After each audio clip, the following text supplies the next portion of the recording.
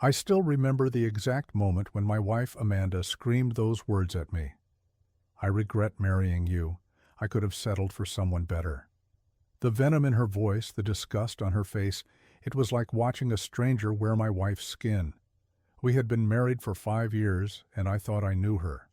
But standing there in our kitchen, seeing the contempt in her eyes, I realized I had been living with someone I never truly knew. That night changed everything. It set in motion a chain of events that would expose the truth I had been too blind to see. Before I tell you how I handled this devastating revelation, I would love to know where you are watching from. Drop your location in the comments below. If you are enjoying this story so far, please hit that like button and subscribe to the channel for more real-life stories. Now let me take you back to where it all started, because what Amanda did not know was that I had been gathering evidence for weeks, and I was about to serve her the reality check she never saw coming. My name is Hunter, and I am 32 years old. Amanda and I met when we were both working at a marketing firm in Portland, Oregon. I was a graphic designer, and she was an account manager. Our connection felt natural, effortless. We bonded over late nights, finishing client projects, weekend hikes in the Columbia River Gorge, and shared dreams of building a life together. After dating for 2 years, I proposed to her at Multnomah Falls. She cried happy tears and said yes without hesitation. Our wedding was simple but beautiful. We could not afford anything extravagant, but we did not care. We had each other, and that felt like enough. We bought a small house in the suburbs with the help of my inheritance from my father, who had passed away a year before. That down payment was everything to me, not just financially, but emotionally. It represented my dad's hard work and his hope for my future. Amanda and I painted the walls together, planted a garden in the backyard, and filled the rooms with furniture from thrift stores and yard sales. Those early years felt magical. We spent our weekends trying new recipes in our tiny kitchen. Amanda loved baking, and I would joke that I married her for her chocolate chip cookies. We would curl up on our secondhand couch watching old movies, her head resting on my shoulder. Every morning I would wake up early to make her coffee, just the way she liked it, 2 sugars and a splash of cream. We talked about everything, our hopes, our fears, the possibility of starting a family someday. Life was not perfect, but it was ours, and I cherished every moment. Amanda was warm and enthusiastic back then.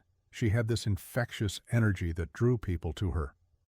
She would laugh easily, dancing around the kitchen while cooking dinner, pulling me into silly impromptu dances. She made me feel valued, appreciated, loved. I worked hard at my job, taking pride in my designs, even if they were for small local businesses. Amanda always told me she was proud of me, that my creativity inspired her. I believed her. I had no reason not to. But then, about 6 months before everything fell apart, Amanda got promoted. She became a senior account director, managing a large team and handling major clients. Her salary nearly doubled overnight, suddenly earning significantly more than my income. At first, I was thrilled for her. I took her out to dinner to celebrate, toasted her success, told her how much she deserved it. I thought we were a team, that her wins were our wins. I had no idea that her success would become the wedge that would split us apart. The changes started subtly. Amanda began coming home later and later. What used to be a 6 p.m. arrival turned into 9 p.m., then 10 p.m. When I asked about it, she would brush me off, saying she had important client meetings or team deadlines. She talked constantly about her new responsibilities, about this crucial client or that strategic initiative. But whenever I tried to share something about my own work, she would zone out or interrupt with something about her day. One evening, I excitedly told her about landing a project with a promising tech startup. I thought she would be happy for me. Instead, she barely looked up from her phone and said, "You would not understand, it is high-level strategy stuff." Her tone was dismissive, almost condescending. It stung, but I told myself she was just stressed from work. I made excuses for her because I loved her. Amanda also started obsessing over her appearance in ways she never had before. She joined an expensive gym and went 5 days a week sometimes, even on weekends. She bought new clothes, designer brands that made me wince when I saw the credit card statements. Her makeup routine became elaborate, taking 45 minutes every morning. She looked stunning, but she was not getting dressed up for me. When I complimented her, she would give me a tight smile and say it was for professional reasons, that image mattered in her position. Her phone became a fortress. She changed all her passwords without telling me. We used to share everything openly, but suddenly her phone was always face down on the table, and she would snatch it up if I got too close. Late at night, she would get calls and texts that she claimed were work emergencies. She would leave the bedroom to take these calls, speaking in hushed tones in the hallway. When I asked who was calling so late, she would snap at me, accusing me of being controlling and paranoid. Our intimacy evaporated. Amanda was always too tired, too stressed, too busy. She would turn away from me in bed, creating a physical distance that mirrored the emotional chasm growing between us. The woman who used to initiate affection now flinched when I tried to hold her hand. I felt like I was living with a roommate who barely tolerated my presence. The breaking point of this phase came on our 5th wedding anniversary. I spent the whole day planning a special evening. I left work early, stopped by her favorite restaurant to pick up takeout, bought flowers, and set up candles around our dining room. I wanted to remind her of what we had to reconnect with the woman I married. But Amanda did not come home. 6 p.m. passed, then 7, then 8. I called her multiple times, each call going straight to voicemail. She finally walked through the door at 9:30 p.m., looking surprised to see the cold food and wilted flowers on the table. "I forgot," she said flatly. "I had a client dinner that ran late." No apology, no remorse, just annoyance that I was upset. I asked her how she could forget our anniversary, and she sighed, like I was being unreasonable. "Can you not see how much pressure I am under, Hunter? Not everything revolves around you." I felt something crack inside me that night. As I cleaned up the ruined dinner alone, Amanda already in bed claiming exhaustion, I realized I was losing her. Or maybe I had already lost her, and I was just too afraid to admit it. The tipping point came 2 weeks after our forgotten anniversary. I was folding laundry in the bedroom when Amanda's phone, lying on the dresser, lit up with a notification. I was not trying to snoop, but the message was right there on the lock screen. "Cannot wait to see you tomorrow," followed by a heart emoji. The contact name was just the letter D. My stomach dropped. Amanda emerged from the bathroom at that moment and saw me staring at her phone. She moved so fast, snatching it away with a sharpness that confirmed my worst fears. "That is just Rachel from work," she said quickly. "We are grabbing lunch tomorrow." But I had seen the contact name. It was not Rachel. It was D, and the tone of that message was not professional. From that moment I could not unsee the signs. They were everywhere, glaring and obvious, and I felt like a fool for not noticing sooner. I started paying closer attention. Amanda would get calls late at night and would immediately walk outside to take them, even in the rain. Through the window, I would watch her pace in the backyard, smiling and laughing in ways she had not smiled at me in months. I began checking our credit card statements more carefully. Charges I did not recognize kept appearing. Expensive dinners at restaurants we had never been to together. Hotel rooms in coastal towns. When I asked Amanda about these, she had explanations ready. "Business expenses," she would say. "The company will reimburse me." But something felt off. Why would she need hotel rooms for business meetings in Oregon when she could easily drive home? Then came the weekend that shattered any remaining doubt. Amanda announced she had to go to Seattle for a business conference, leaving Friday night and returning Sunday afternoon. She seemed almost excited about it, more animated than she had been in weeks. I helped her pack, trying to ignore the lingering perfume she sprayed and the lacy underwear I glimpsed in her suitcase. Business conference attire, apparently. After she left, I sat in our empty house feeling hollow. Something was not right. On impulse, I checked the Find My Phone app on my iPad. Amanda and I had been sharing our locations for years, a safety measure we set up when we first started dating. She had never turned it off, probably forgot it even existed. I opened the app. My heart started pounding. Amanda was not in Seattle. According to the GPS, she was on the Oregon coast about 2 hours from Portland at a town called Cannon Beach, a luxury resort based on the location pin. I should have confronted her right then, called her, demanded the truth. But part of me needed to see it with my own eyes. I needed undeniable proof. So I got in my car and drove. The drive felt surreal. I kept hoping I was wrong, that there would be some reasonable explanation. Maybe the GPS was glitching. Maybe she had a last-minute change of plans. But deep down I knew what I was going to find. I arrived at the resort around noon on Saturday. The parking lot was half full. It took me less than 5 minutes to spot Amanda's car, her silver sedan, parked near the main entrance. My hands were shaking as I parked several rows away. I did not have to wait long. At 1:15 p.m. I saw them. Amanda and a man I did not recognize walked out of the resort together. He was tall, probably in his late 30s, wearing expensive casual clothes. They were holding hands. As I watched frozen in my car, he pulled her close and kissed her. Not a friendly peck, but a deep, intimate kiss.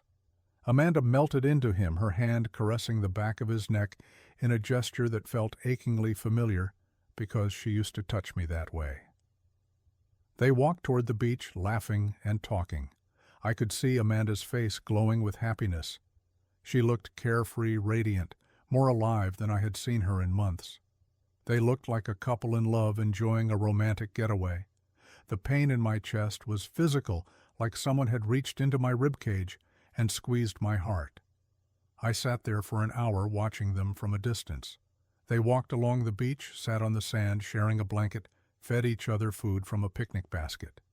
Every gesture of affection was a knife twisting deeper. This was not a one-time mistake. This was a full-blown affair, complete with romantic gestures and shared intimacy. I drove home in a daze. Part of me wanted to storm down to that beach and confront them both. But I am glad I did not. Because in that moment of blinding pain, clarity emerged. If I confronted her now, she would make excuses, gaslight me, maybe even turn it around to make me the villain. I needed more than what I had seen. I needed evidence that would be undeniable, that would protect me legally and financially. The next morning, while Amanda was still supposedly in Seattle, I contacted a private investigator named Greg. He came highly recommended by a colleague who had gone through a messy divorce. I met Greg at a coffee shop and laid out everything: the changed behavior, the mysterious charges, what I had witnessed at Cannon Beach. Greg listened without judgment and told me he could help. Over the next 3 weeks, Greg worked quickly. He was thorough and professional, and what he uncovered was even worse than I had imagined. He provided me with photographs of Amanda and this man, whose name was Derek, entering and leaving hotels on 5 separate occasions. Videos of them kissing in parking lots, holding hands at restaurants, behaving like lovers without a care in the world. Greg discovered that Derek was not just anyone. He was the CEO of a tech startup, and more importantly, one of Amanda's major clients. Their affair had apparently started 4 months ago during a business trip to San Francisco. What began as a professional relationship had crossed lines that should never have been crossed.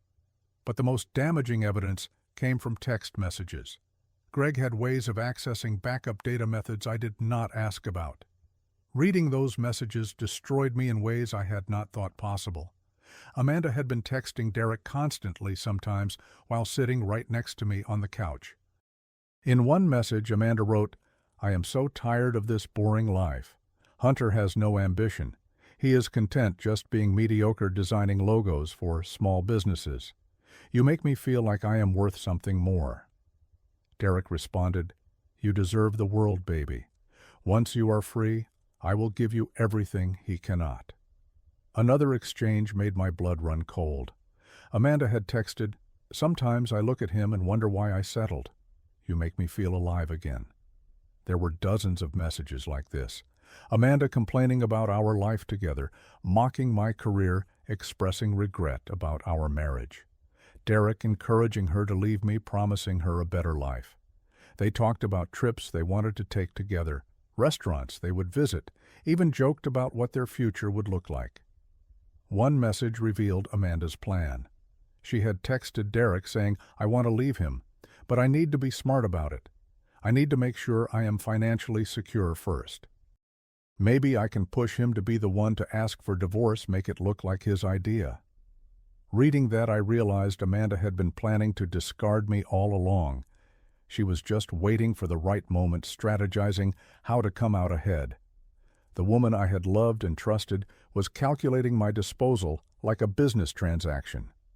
Greg presented everything in a comprehensive folder: photographs, printed text messages, receipts, video evidence on a USB drive. It was damning undeniable and exactly what I needed. I thanked Greg, paid his fee, and took the evidence home. That night I sat alone in my office and read through everything again. Each piece of evidence was a fresh wound, but I forced myself to look at all of it. I needed to feel the full weight of her betrayal so I would not waver in what came next. By the time I finished, tears had dried on my face, replaced by cold determination. I contacted a divorce attorney named Patricia, a sharp woman in her 50s who specialized in cases involving adultery. I showed her everything. She reviewed the evidence carefully and then looked at me with something like respect. "This is about as clear-cut as it gets," she said. "With this level of proof, you are in a strong position." Patricia explained my options. Oregon was a no-fault divorce state, but evidence of adultery could still impact certain decisions. Given that Amanda earned more than me and had been unfaithful, I would not owe her any spousal support. Our assets would be divided, but the house, which I had purchased primarily with my inheritance, would likely remain mine. Patricia assured me she would handle everything. I also had Patricia prepare a second copy of all the evidence. This copy was not for the lawyers. This copy was for Katie, Amanda's older sister. Katie and Amanda had always been close. They talked almost daily, shared everything, supported each other through life's ups and downs. But I knew something about Katie that Amanda seemed to have forgotten. 3 years ago, Katie's husband had cheated on her with a coworker. The betrayal had devastated Katie. She had confided in me during that time, crying over wine at our kitchen table, saying she could never understand how someone could do that to a person they claimed to love. Amanda had been furious on Katie's behalf, calling her brother-in-law every name in the book, vowing that cheaters deserved to lose everything. The irony was almost poetic. Amanda, who had been so self-righteous about Katie's situation, was now doing the exact same thing. And Katie, protective and principled, would not take this lightly. Sending the evidence to Katie was not just about exposing Amanda.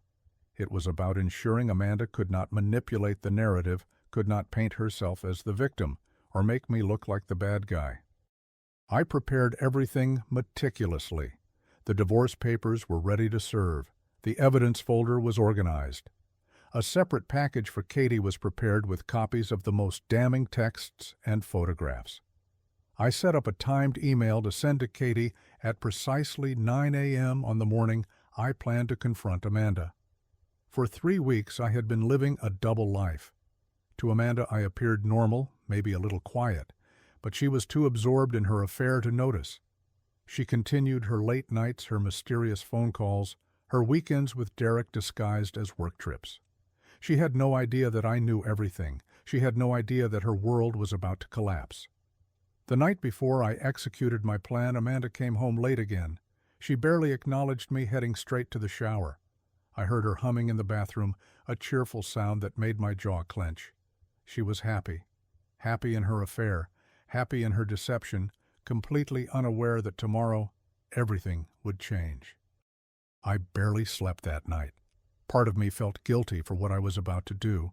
But then I would remember those text messages, the way she mocked me, the calculated way she planned to leave me.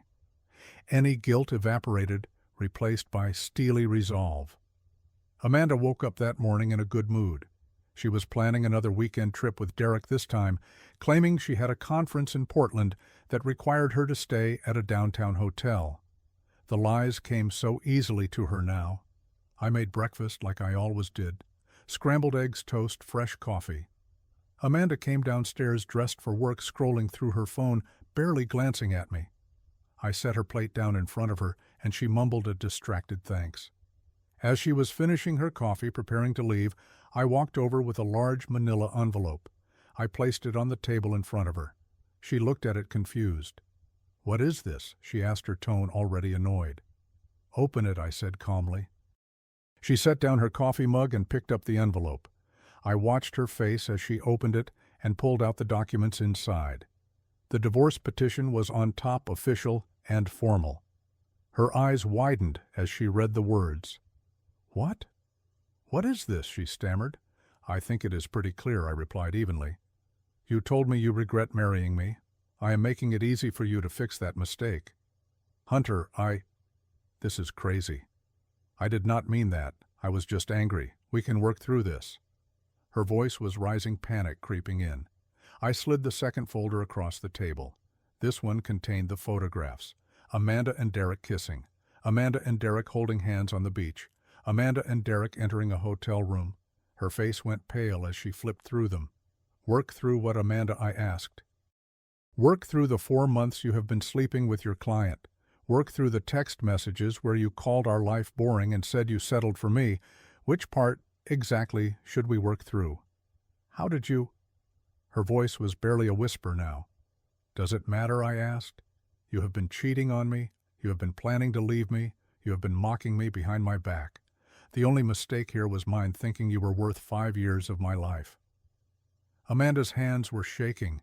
She was flipping through the evidence folder, now seeing the printed text messages, the receipts, everything laid bare. Tears started streaming down her face. "Please, Hunter. It was a mistake. He means nothing. I love you. We can go to counseling. We can fix this." I almost laughed at the absurdity. A mistake that lasted 4 months. A mistake that involved elaborate lies and secret getaways. A mistake where you texted him that you wish you had never married me. She was full-on sobbing now. "Please do not do this. I will end it with him. I will do whatever you want. Just please." "Sign the papers," I said, cutting her off. "My attorney will contact you with the details. Hunter, please." She reached for my hand, but I pulled away. "Oh, and one more thing," I added. "Your sister Katie should be getting an email right about now." Her face transformed from desperate to horrified. "What did you do?" I sent her copies of everything I said. "She deserves to know what kind of person you really are, especially after what she went through with her ex-husband. Remember how angry you were on her behalf, how you said cheaters deserve to lose everything." Amanda's phone started ringing. She looked at the screen, and I saw Katie's name. Her hand trembled as she answered, putting it on speaker, perhaps hoping I would stop this if I heard Katie's voice. "How could you?" Katie's voice came through sharp and furious. "After what I went through, after you saw what it did to me, you go and do the same thing to Hunter, to someone who has been nothing but good to you." "Katie, please let me explain," Amanda begged. "Explain what?" "That you are a hypocrite, that you are a liar." "I do not want to hear it, Amanda. I cannot even look at you right now." The line went dead. Amanda stared at her phone in disbelief, then looked at me with something like hatred. "You are destroying my life," she hissed. "No," I corrected. "You destroyed your own life. I am just making sure everyone knows the truth." I picked up my duffel bag, which I had packed the night before, and hidden in my car. "I will be staying elsewhere until this is finalized," I said. "You can have the house for now, but my attorney will handle the property division. Do not contact me directly. Everything goes through the lawyers." I walked to the door, and Amanda called after me, her voice breaking. "Hunter, please. I am sorry. I will do anything." I paused at the doorway and looked back at her one last time. She was crumpled in her chair, mascara running down her face, the evidence of her betrayal scattered across the table. For a moment, I almost felt sorry for her. But then I remembered every lie, every insult, every moment she made me feel worthless. "You already did enough," I said quietly. and then I walked out. I stayed with my best friend Marcus for the next 2 months. Marcus had been my roommate in college, and we had stayed close over the years. He welcomed me without question, giving me his spare room and space to process everything. Those first few weeks were brutal. Even though I had prepared myself, even though I knew the truth, the grief hit me in waves. Amanda tried to contact me constantly at first. Text messages flooded my phone, ranging from desperate apologies to angry accusations. I blocked her number. She tried calling from other numbers, leaving voicemails, begging me to reconsider. I deleted them all without listening. She even showed up at Marcus's apartment once, but I refused to open the door. Everything went through Patricia, my attorney, exactly as I had said it would. Through Patricia, I learned that Amanda tried to negotiate. She wanted to reconcile, wanted to attend marriage counseling, wanted another chance. I instructed Patricia to proceed with the divorce. There would be no reconciliation, no second chances, no counseling. Amanda had made her choices, and now she would live with the consequences. Derek, the man she had thrown away our marriage for, disappeared from her life almost immediately. Once the affair became public knowledge and the evidence came to light, Derek wanted nothing to do with the scandal. His tech startup was trying to attract investors, and a messy affair with a married client was terrible publicity. He cut off all contact with Amanda, blocking her number and refusing to see her. The man who had promised her the world vanished the moment things got complicated. Amanda's relationship with Katie never recovered. Katie was deeply hurt by the betrayal, not just on my behalf, but because of how it echoed her own painful experience. Katie told mutual friends that she felt like she did not know her sister anymore. Other family members took sides, and most of them sided against Amanda once they learned the full story. Amanda found herself isolated, cut off from the family support system she had always relied on. The affair also had professional consequences. Word spread at Amanda's company about her relationship with a client. Office gossip was vicious, and Amanda's reputation took a serious hit. Derek's company, embarrassed by the scandal, decided not to renew their contract with Amanda's firm. Without that major account which Amanda had brought in and managed, her value to the company diminished. The pressure became too much, and Amanda resigned from her position 3 months after everything came to light. The divorce itself was relatively quick by legal standards. It took 4 months to finalize. Patricia handled everything with ruthless efficiency. Because of the evidence of adultery and the fact that Amanda earned more than me, there was no question of spousal support. Our assets were divided equally, but the house remained mine. I had documentation proving that the down payment came entirely from my father's inheritance, making it separate property. Amanda received her share of the equity we had built, but the house itself stayed with me. Amanda also had to contribute to the legal fees, given that her infidelity was the direct cause of the divorce. By the time everything was settled, Amanda had lost her job, her family's respect, her relationship with Derek, and a significant amount of money. I would be lying if I said I felt nothing watching her life fall apart. Part of me, a small part, felt sorry for her, but mostly I felt relief. Relief that I had discovered the truth before wasting more years on someone who did not value me. Relief that I had handled everything strategically instead of emotionally. Relief that I was free. Those months living with Marcus were a time of healing. At first I wallowed. I questioned everything, replaying our 5 years together, looking for signs I had missed, wondering if I had somehow caused this. Marcus was patient with me, letting me talk through it all, reminding me that Amanda's choices were her own. Slowly, I started putting myself back together. I threw myself into my work, taking on freelance projects that challenged me creatively. Without the stress of my failing marriage, my creativity flourished. I landed several high-profile clients, small businesses that were growing rapidly and needed strong branding.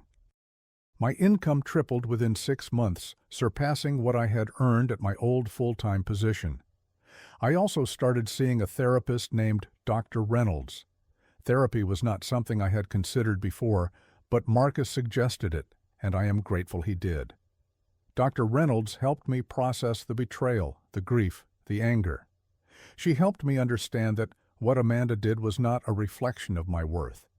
She helped me rebuild my self-esteem, which Amanda had slowly eroded over those final months.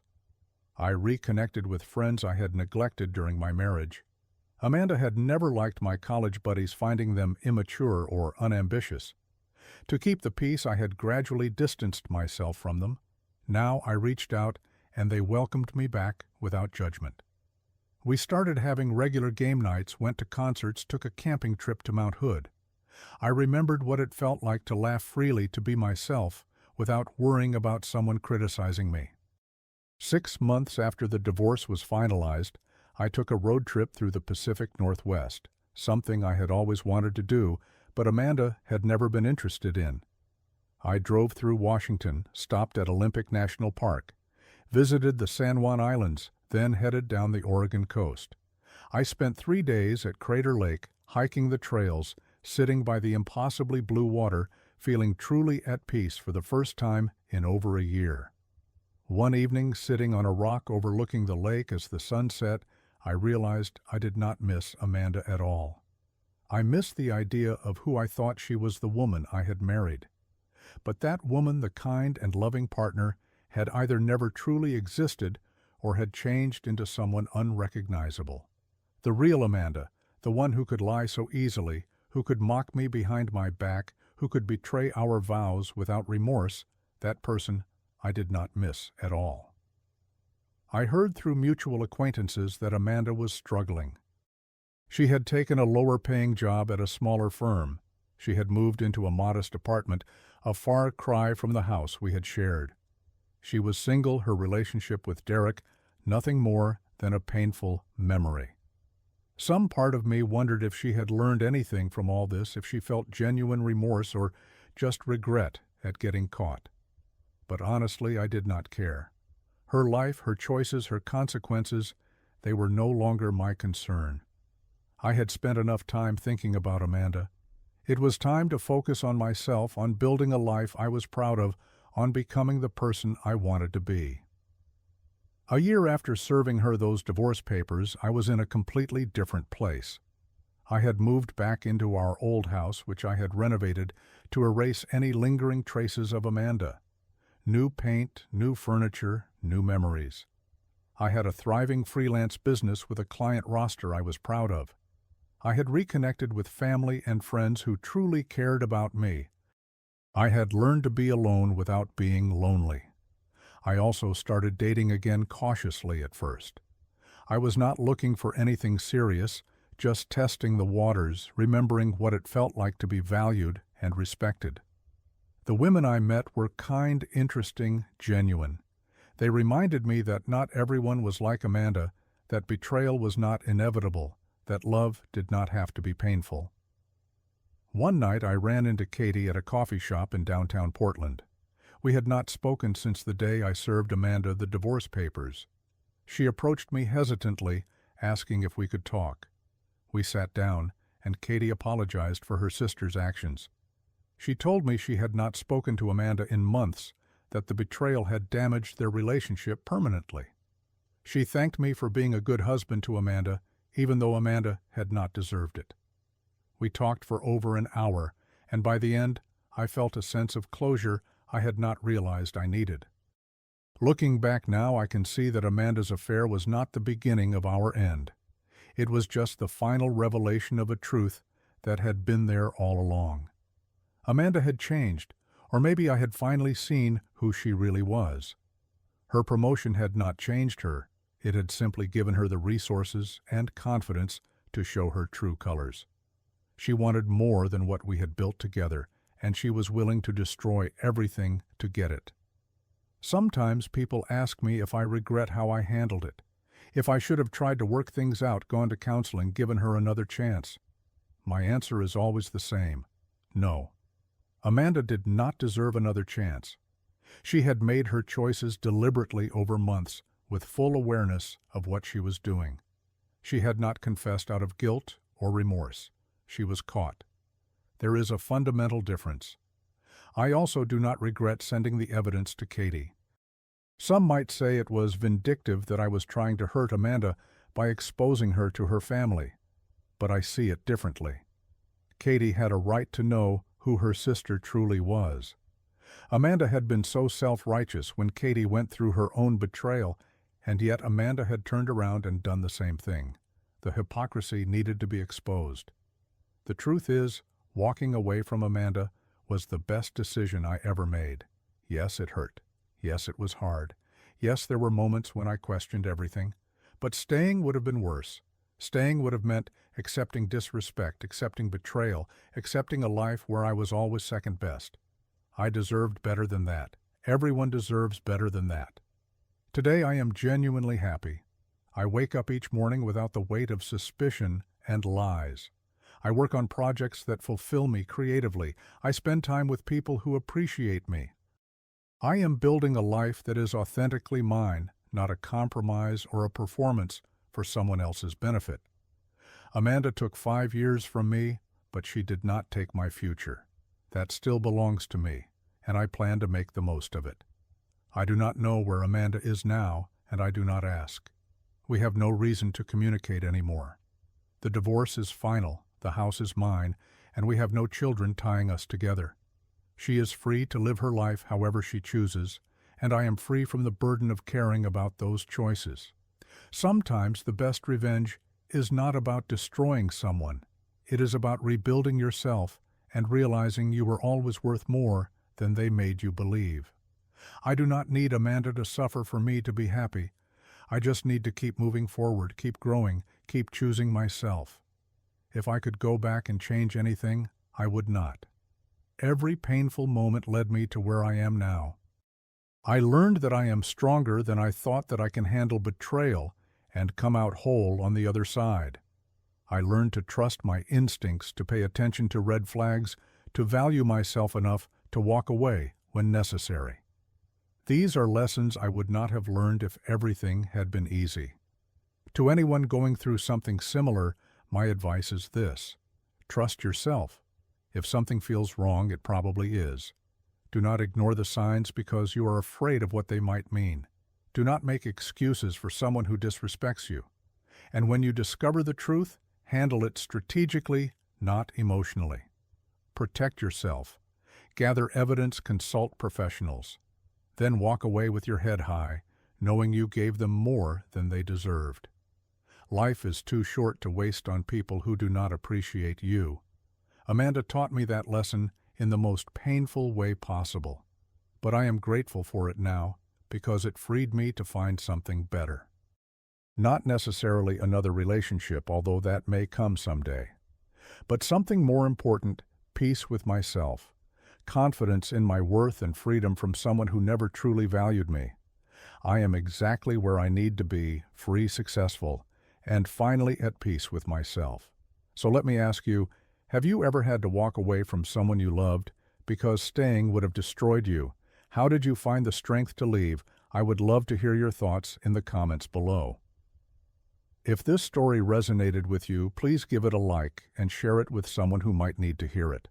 And if you have not already, subscribed to this channel for more real stories about life, relationships, and finding strength in the hardest moments. Thank you for listening to my story, and I hope wherever you are in your own journey, you remember that you are worth more than anyone who makes you feel otherwise. Take care of yourselves, and I will see you in the next one.